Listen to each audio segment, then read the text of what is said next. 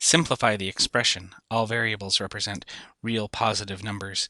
We have here the cube root of something.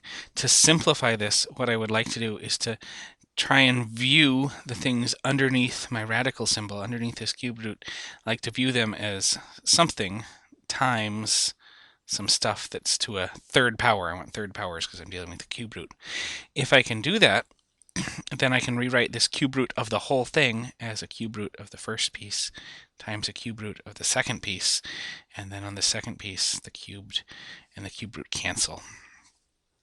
And then I'll be left with something still to a third root, and then some stuff that's no longer to a root.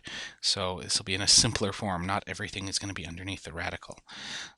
So let's try and do this. Let's try and view this as some stuff that's to third powers times some other stuff. And we'll write it that way. So I'll take my cube root, and I'll go ahead and look at all the pieces that are in here. Why don't we look at this negative 16 first? 16, we'll attach the negative somewhere in a minute. 16 is 2 times 2 times 2 times 2, right? 2 to the fourth power.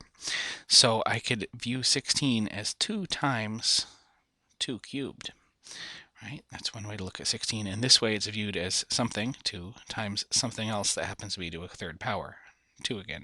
2 to the third power times 2. So this 2 to the third power part, when I take a cube root of that part, the cube and the cube root are going to cancel, and I'll just be left with a 2 that's outside of the radical symbol.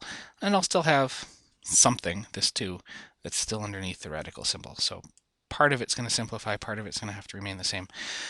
Why don't I take this negative sign and attach it to the 2 here, right? Because negative 2 cubed is still a negative number. It's a negative 8. Multiplied by 2, I get negative 16. So negative 16 I can view as 2 times the cube root of negative 2. Okay.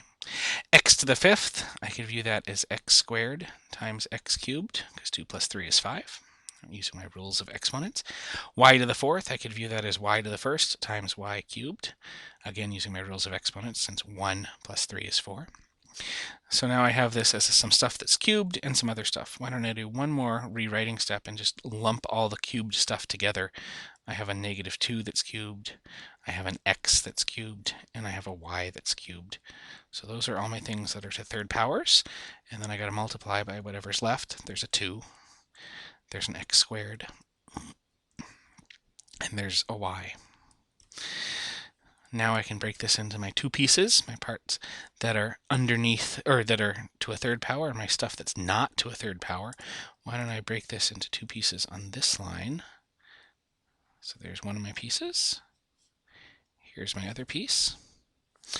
And now on this first piece, the cube root and the cube cancel with each other, and I'm left with negative 2 times x times y. Since it's a cube root, they cancel directly. I don't have to introduce absolute value signs or anything. And in fact, I wouldn't have to necessarily deal with that anyway, because we're dealing with just real things. And then I got this cube root of this other part, the part that doesn't simplify because I can't view it as something cubed. So here is my answer. I've taken out from underneath the cube root all the stuff that I could. I've left under the stuff that I can't pull out because they're not something cubed. So this is going to be my simplified version.